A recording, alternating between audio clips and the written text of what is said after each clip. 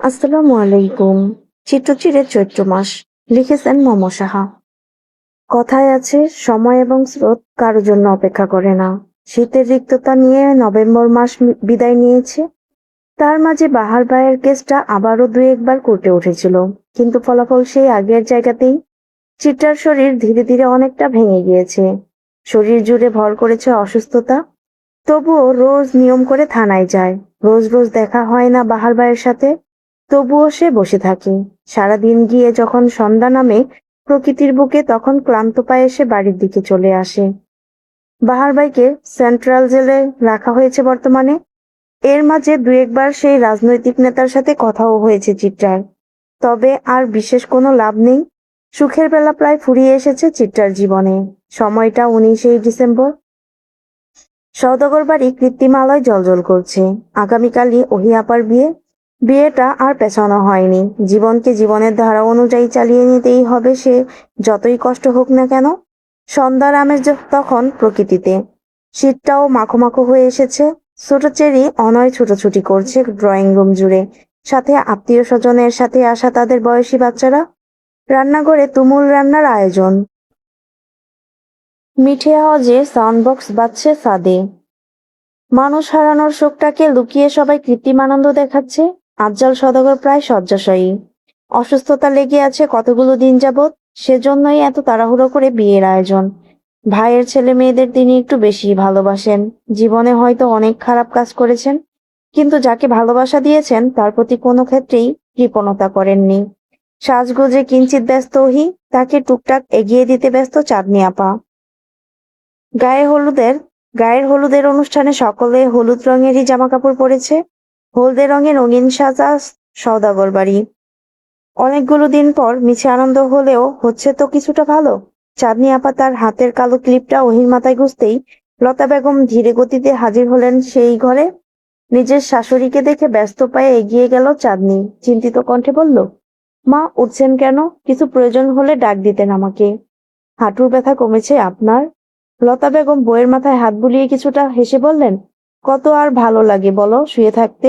বিয়ে বাড়িতে শুয়ে থাকতে ভালো লাগছিল না, তাই একটু হাঁটাহাঁটি করতে এলাম। সাজাচ্ছ নাকি ওকে? চাঁদনি কাঠের চেয়ারটা এগিয়ে এনে শাশুড়িকে সযত্নে বসিয়ে দিতে দিতে বলল, হ্যাঁ মা, মেয়েটা তো সাজগোজ কিচ্ছুটি পারে না। সারাদিন বইয়ে মুখ গুজে বসে থাকলে জীবনে পারবে বলুন তো? তাই সাজিয়ে দিচ্ছি। আজ তুমিও না হয় একটু সেজো। শাশুড়ির কথায় চাঁদনির হাসি হাসি মুখটা খানিক চুপসে এলো। হাসিটা কেমন চলে যাবে যাবে ভাব, তবুও ক্ষীণ হাসি ধরে রেখে বলল, এই তো, আমার সাজার আর কি আছে। যেমন আছি তেমনই থাকি। কার জন্য কষ্ট পাচ্ছ তুমি? যে তোমার কষ্টের কোনো দাম দেয়নি, ভাবেনি তোমার কথা, তার জন্য কষ্ট পাচ্ছ? মা, থাকুক না সেসব। কথাটা বলতে বলতে দুফোঁটা অশ্রু গড়িয়ে পড়ল চাঁদনির চোখ বেয়ে। লতা বেগম কোমর ব্যথা নিয়ে উঠে গেলেন। চাঁদনির মাথায় হাত বুলিয়ে বললেন, কাঁদছো কেন? কেঁদো না। কান্নার অপমান তোমার চোখে শোভা পায় না। জানো, বেশ প্রাপ্ত বয়সে আমি বিয়ে করেছিলাম। তারপর তো তোমার শ্বশুর মারা গেলেন।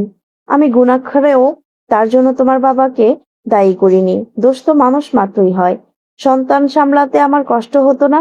একাই হয়তো আমার ছেলেটাকে মানুষ করতে পারতাম, কিন্তু বিধবা হাতে সমাজ চালানো যে অনেক কষ্টের। না পেরে দ্বিতীয় বিয়েটা করলামই। উনি মাহতাবকে ভীষণ ভালোবাসতেন। আমি কখনো বুঝতেই পারিনি মাহতাব এভাবে ভেঙে পড়েছে ভেতর ভেতর। তাহলে আমি কখনোই এই কাজটা করতাম না। একটাবার যদি বুঝতাম আমার ওই শান্ত ছেলেটা এসব মানতে পারেনি, তাহলে ওর শৈশবটা আমি আরো সুন্দর করার চেষ্টা করতাম। মা হিসাবে তো আমি ব্যর্থ। কোথাও না কোথাও সবকিছুর জন্য আমিই দায়ী।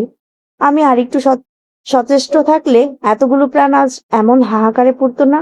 আমায় তুমি ক্ষমা করো মা। কথা বলতে বলতে বৃদ্ধ মহিলার চোখ বেয়েও গড়িয়ে পড়ল অশ্রুকণা। চাঁদনি মুখ ডুবালো শাশুড়ির বক্ষ মাঝে। মানুষটা বেশ শক্তপোক্ত ধরনের ছিলেন, কিন্তু একটা ঘটনা মানুষটাকেও কেমন ভেঙে দিয়েছে। লতা বেগম চোখের অশ্রু মুছতে মুছতে বললেন, এই পুরো দুনিয়ায় আমার আর কেউ নেই। আমার ছেলের এমন ঘটনার পরও তুমি আমার অনেক যত্ন করেছো। আমি আমার শেষ সময়টাতে তোমার ভরসায় আরামে কাটাতে চাই। আমি তোমাকে জোর করব না বিয়ে করতে। তোমার জীবনে তুমি যেটা করতে স্বাচ্ছন্দ্য বোধ করবে, ঠিক সেটাই করবে। তোমার বোনের কাল বিয়ে। ওর বিদায়ের পর পর আমরাও চলে যাব নিজেদের বাসায়, কেমন? মা মেয়ের একটা ছোট সংসার হবে। অনেক গল্প করব। বৃষ্টি এলে দুজন ছুটে চলে যাব ছাদে, ভিজে চুপচুপে হয়ে বাসায় আসব। দুজনের কাঁপুন দিয়ে জ্বর উঠবে যখন, তখন আমরা দুজন দুজনকে বকে দেব, তুমিও একা, খুঁটি নেই তোমার। বিয়ের পর বাবার বাড়ি কেবল আত্মীয়ের বাড়ির মতন। তুমি এই মায়ের সাথে আমাদের দুজনের বাড়িতে থাকবে। তুমিও একা, আমিও একা। আমরা দুজন দুজনের সঙ্গী হব। কে বলেছে বেঁচে থাকতে হলে অনেক মানুষ দরকার? দিন শেষে বুক শীতল হওয়ার মতন একজন মানুষ হলেই যথেষ্ট। যাবে না বলো আমার সাথে? চাঁদনি এই ষাটোর্ধ্ব মহিলাটাকে জড়িয়ে ধরে কান্নাজড়িত কণ্ঠে বলল, যাব মা। ওহি কেবল চুপ করে দেখলো সবটা। আনন্দাশ্রু দু এক ফোঁটা গড়িয়ে পড়ল তার গাল বেয়ে।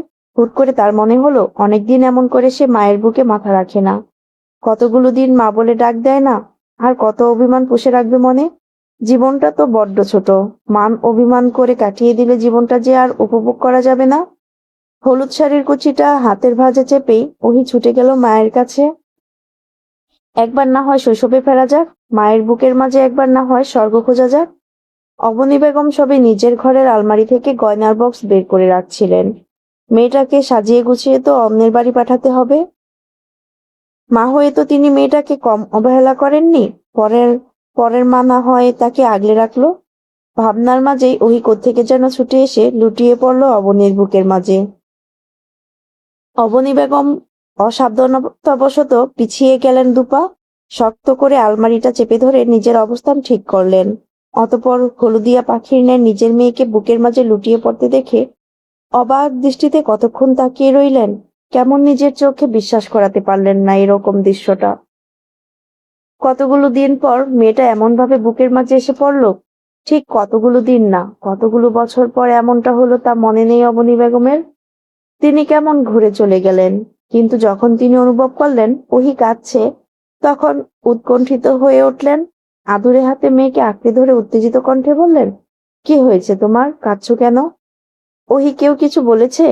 মায়ের এমন আদুরে ছোঁয়ায় প্রাপ্তবয়স্ক ওহি কেমন বাচ্চা হয়ে গেল। মায়ের বুকে মাথা রেখে এক ক্রন্দনরত স্বরে বলল, তোমাদের ছেড়ে যাব ভাবলেই আমার কষ্ট লাগে আম্মু। অবনী বেগম স্মিত হাসলেন, মেয়ের মাথায় হাত বুলিয়ে বললেন, ছেড়ে কোথায় যাচ্ছ? আমাদের তো তুমি তোমার বুকের মাঝে পুষে রেখে নিয়ে যাচ্ছ।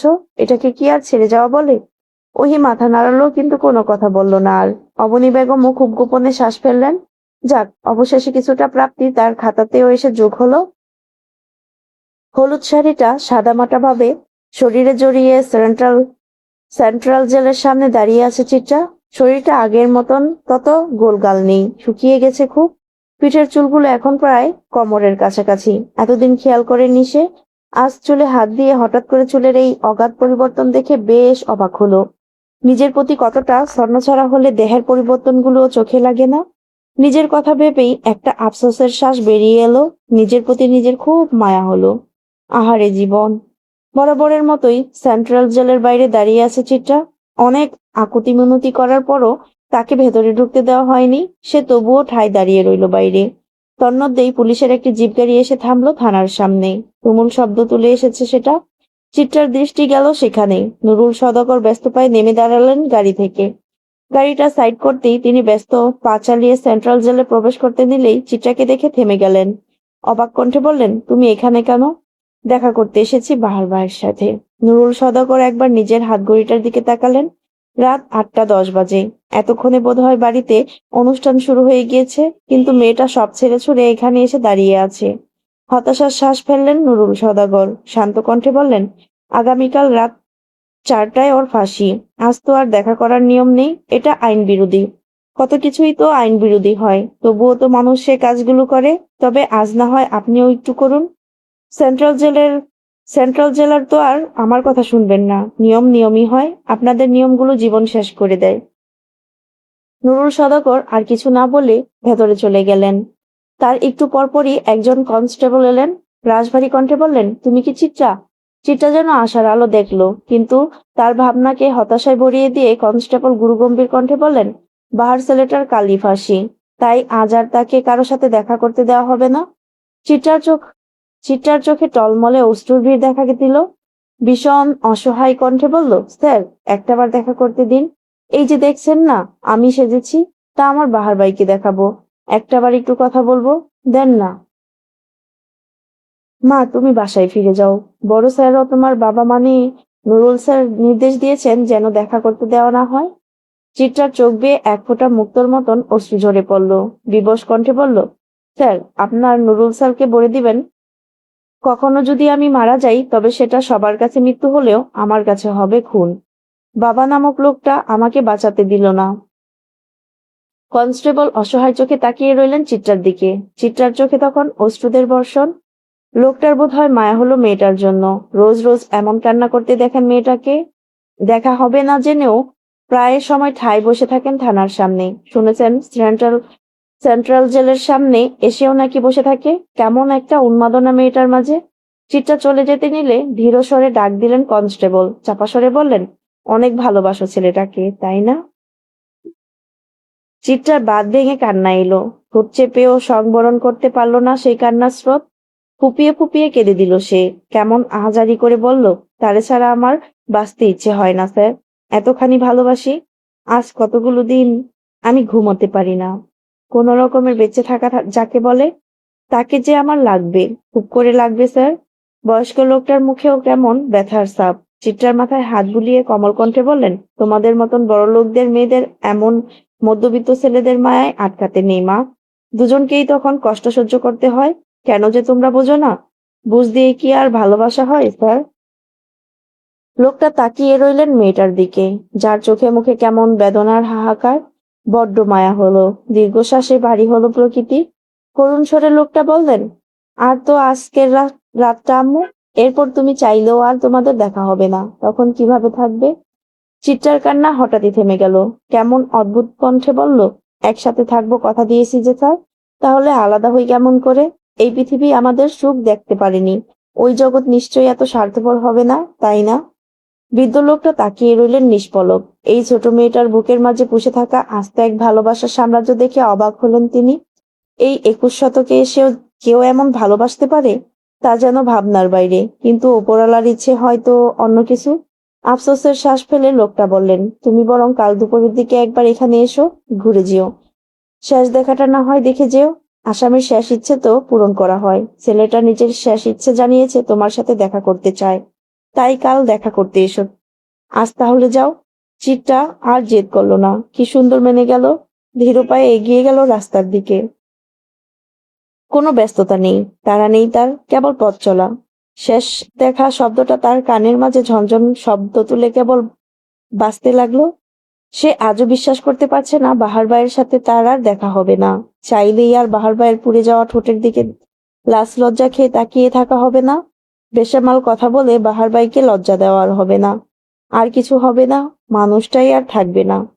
পুরো পৃথিবীতে এত না না না কেন? কেন এত নিষ্ঠুরতা? চিত্রার মনে এক্কা দোক্কা খেলা বাহার ভাইয়ের জীবনেই কেন এত বিধ্বস্ততা থাকবে? তবে কি সত্যিই বড়লোকের মেয়ে চিত্রাদের বাহার ভাইদের ভালোবাসতে নেই? দরিদ্রতা কি তবে মরণবেদী? সোডিয়ামের আলোয় কুয়াশাময় রাস্তা কেমন ধোঁয়াটে দেখালো। সেই অস্বচ্ছ রাস্তার দিকে চিত্রার ক্রমশ এগিয়ে যাওয়া। তারপর ধোঁয়াশার মধ্যে কেমন হারিয়ে গেল সে। এমন করেই বোধ হয় হারিয়ে যেতে হবে ভবিতব্য না মানতে পেরে। পুরো পৃথিবী জানিয়ে দিল ভালোবাসা ফুল নয়, তা কেবল ভুল। গায়ে হলুদের অনুষ্ঠান তখন মাঝামাঝি পর্যায়ে। চিত্রা অচঞ্চল পায়ে ছাদে এসে দাঁড়িয়েছে। সবার থেকে একটু দূরেই দাঁড়ানো। ওহি আপার হাসি হাসি মুখ, হলুদ গালগুলো কত সুন্দরই না লাগছে। চিত্রারও তো এমন একটা রাতের স্বপ্ন ছিল। তবে সব স্বপ্ন কি আর পূরণ হয়? এটাও না হয় না হলো। এত ব্যস্ততার মাঝে দূরে দাঁড়ানো নির্জীব নির্জীব চিত্রার দিকে চোখ যায় ওহির। হাসি হাসি মুখটার হাসিটা আরো বিস্তৃতি লাভ করে কণ্ঠ বেশ কিছুটা উঁচুতে তুলে সে ডাক দেয়, এই চিত্রা, এখানে আয়। আপাকে হলুদ লাগাবি না? না চাওয়া সত্ত্বেও চিত্রা কৃত্রিম হাসি নিয়ে এগিয়ে যায় আপার কাছে। ওহি আবার ডান পাশটাতে বসতেই চিত্রার এক আত্মীয় সম্পর্কে ফুপি হয়। সে বেশ ঠেস দিয়ে বলল, কি রে চিত্রা, তোর হাবভাব তো সুবিধার লাগছে না। কেমন দেবদাস দেবদাস ভাব, ছ্যাঁকা খেলি নাকি? মহিলার ঠাট্টা মাখানো কথায় হাসির ডল নেমে গেল উপস্থিত জায়গায়। কেবল হাসলো না সদাগর বাড়ির কেউ। কেবল অসহায় চোখে তারা তাকিয়ে রইল চিত্রার দিকে। তাদের হাসিতে তাল মেলালো চিত্রা। দ্বিগুণ উৎসাহ নিয়ে বলল, কেন ফুপি, ছ্যাঁকা খেলে কি তুমি মলম লাগিয়ে দিতে পারবে? মহিলাও কম যায় না, ঝরঝরে কণ্ঠে উত্তর দিল, তুই আমাদের আদরের ভাইজি, মলম লাগাতে না পারি? শুনতে তো পারি নাকি? মলমে যদি না লাগাতে পারো তবে শুনে কি লাভ? সেই তো ক্ষত আরেকটু বাড়ানোর কাজই করবে। থাক, না হয় আমার ক্ষত আমারই। এবার আর মহিলার মুখে হাসিটা দেখা গেল না। সে চোখ মুখ বাঁকা করে বলল, এত বড় বড় কথা কেন বলছিস রে? এতটুকু একটা মেয়ে, এতটুকু একটা মেয়েকে তুমিই বা এমন বড় কথা বললে কেন ফুপি? মহিলা বেশ বিরক্ত হলো চিত্রার কথায়। মুনিয়া বেগমের দিকে তাকিয়ে কর্কশ কণ্ঠে বলল, মেয়ে তো বানাওনি যেন আগুন বানিয়েছ। মুনিয়া বেগম অন্য সব মায়ের মতন মুখ অন্ধকার করলেন না, বরং বেশ সুন্দর একটা হাসি দিয়ে উত্তর দিলেন, আগুন না হলে তো অন্য আগুন তাকে পুড়িয়ে দিত, তাই বানালাম আর কি। সদাগর বাড়ির সবার ঠোঁটের কোণে তৃপ্তির হাসি দেখা দিল। নতুন উদ্যমে জমে উঠল আবার অনুষ্ঠান। চিত্রা খুব ধীরে ওহির গালে লাগিয়ে দিল একটু হলুদ। ওহি কেবল তাকিয়ে দেখলো মেয়েটাকে। এই মেয়েটার দিকে তাকালে মনে হয় ওহি ঠিক মতন ভালোবাসতে জানেইনি। কই ভালোবাসার মানুষটার এমন নির্মম পরিণতি জেনেও তো সে বিয়ের পিঁড়িতে বসেছে। আর অন্যদিকে মেয়েটা কেমন নিস্তেজ হয়ে গিয়েছে। ওহি আপাকে তাকিয়ে থাকতে দেখে স্মিত হাসলো চিত্রা। ক্ষীণ স্বরে বলল, কিছু বলবি আপা? তুই বাঁচতে পারবি তাকে ছাড়া? ওহির প্রশ্নে চমকালো না চিত্রা, কেবল অন্যমনস্ক হয়ে বলল, সেটা সময় বলবে। তুই কি জানিস আমিও বাহার ভাইকে ভালোবাসি? একটু একটু জানি বোধ হয়। তবে তোর মতন আমি এমন নিস্তেজ হতে পারলাম না কেন? তবে কি কম ভালোবেসেছি? আপার বাচ্চামো প্রশ্নে হাসলো চিত্রা। আপার গালে হাত রেখে ফিসফিস করে বলল, তুমি যতটা ভালোবাসতে পেরেছ ততটা ভালো আমিও বাসতে পারিনি। বিচ্ছেদ মানুষের মাঝে দুরকমের প্রভাব ফেলে। কেউ বিচ্ছেদ সহ্য করতে না পেরে শক্ত হয়, আর কেউ মুক্তি খোঁজে মৃত্যুর মাঝে। তুমি হলে গিয়ে প্রথম জন। আর তুই কি তবে দ্বিতীয় জন? ওহি আপার প্রশ্নের উত্তর দিল না চিত্রা। যেমন নিঃশব্দে এসেছিল এখানে, তেমনি নিঃশব্দে ছাদ থেকে নেমে নেমে গেল নিচে। নিজের ঘরে গিয়ে দৌড় দিল। হাঁটুর মাঝে মুখ ডুবিয়ে বলল, আপনারে ছাড়া এই বাড়ির ছাদে যেতেও আমার দম বন্ধ হয়ে যায় বাহার ভাই। আর সে আমি কেমন করে এই বিশাল পৃথিবীতে থাকবো? ডিসেম্বরের 20 তারিখ। প্রকৃতিতে ঘন হয়ে আসা মেঘের বিচরণ। ঝড় আসবে বোধ হয়। শীতকালে বৃষ্টির দেখা মেলে না। তবে আজ সকাল থেকেই আকাশের মন খারাপ। সকালের আকাশে কেমন সন্ধ্যা সন্ধ্যা ভাব। সাদা পাঞ্জাবির পকেটে দামি ফোনটা ঢুকিয়ে হেলতে দুলতে বিরাট হোটেলটায় ঢুকে পড়ল নামি দামি সেই নেতা। আজ আরো একটা জয়ের সেলিব্রেশন করতে তার মেয়ে সঙ্গী দরকার। ভালো একটা মেয়ে এসেছে। বৃষ্টিমুখর এই জয়ের উদযাপন ভীষণ ভালোভাবেই করা যাবে ভেবে তৃপ্তির ঢেকুর তুলল সে। সচরাচর সে নিজের সাথে কয়েকজন ছেলে রাখলেও এ সময়টা একা উদযাপন করে। তাছাড়া এমন খবর লিক হয়ে গেলেও সমস্যা, তাই এই সময়টা সে একা থাকে। চির পরিচিত বিশাল রুমটাতে প্রবেশ করতে বিস্ময়ে হাঁ হয়ে গেল নেতা সাহেব। ঘুটঘুটে আঁধারের মাঝে কেমন মোমবাতি জ্বালানো। একদম মোহনীয় পরিবেশ। আনন্দে আত্মহারা হয়ে গেল সুঠামদেহী লোকটা। এত বিশেষ আয়োজনে কখনো নারীভোজ করা হয় না, তবে আজ এমন বিশেষত্ব দেখে তার চোখ ধাঁধিয়ে আসে। সাদা বিছানার উপর সাদা শাড়ি পরা ঘুমটা দেওয়া রমণীকে দেখে তার তৃপ্তির হাসি ছড়িয়ে গেল ঠোঁটে।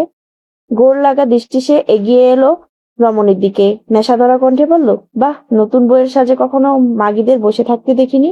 তোমার শরীর আমাকে বড্ড টানছে। তোমার মুখটা দেখি তো। রমণী এমন বাজে সম্বোধনের পরেও খিলখিল করে হেসে উঠল, তবে মুখটি দেখালো না।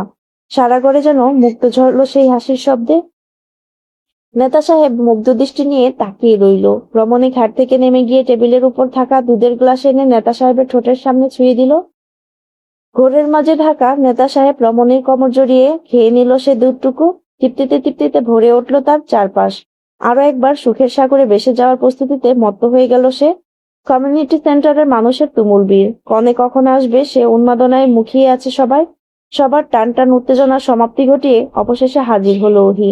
তাকে নওশাদ হাত ধরে গাড়ি থেকে নামালো। চিন্তিত কণ্ঠে বলল, পাক্কা 1.5 ঘন্টা লেট। এতক্ষণ কোথায় ছিলেন? ওই শরীরের শাড়ি ঠিক করতে করতে বলল, পার্লার থেকে তো সেই কখন বেরিয়েছি, কিন্তু এত জ্যাম ছিল যে আসতে আসতে এতটা সময় লেগে গেল। নওশাদকে কথাটা বলেই চাঁদনি আপার দিকে তাকালো ওহি। ব্যস্ত কণ্ঠে বলল, আপা পরনের শাড়িটা ব্যাগে ঠিক করে রেখো তো। চাঁদনি মাথা দুলিয়ে শাড়ির কাছে চলে এলো। ওহি ততক্ষণে স্টেজের দিকে চলে গিয়েছে। চাঁদনি শাড়ির ব্যাগটা ধরে টান দিতেই শপিং ব্যাগটা ছিঁড়ে শাড়িটা নিচে পড়ে গেল। কপাল কুঁচকে শাড়িটা উঠাতেই অল্প কিছু লাল লাল রঙের দাগ দেখে বিরক্ত হলো সে। মেয়েটা এত অযত্ন কেমনে করে? সাদা শাড়িটার মাঝে কেমন বিদঘুটে লাল দাগ ফেলে দিয়েছে।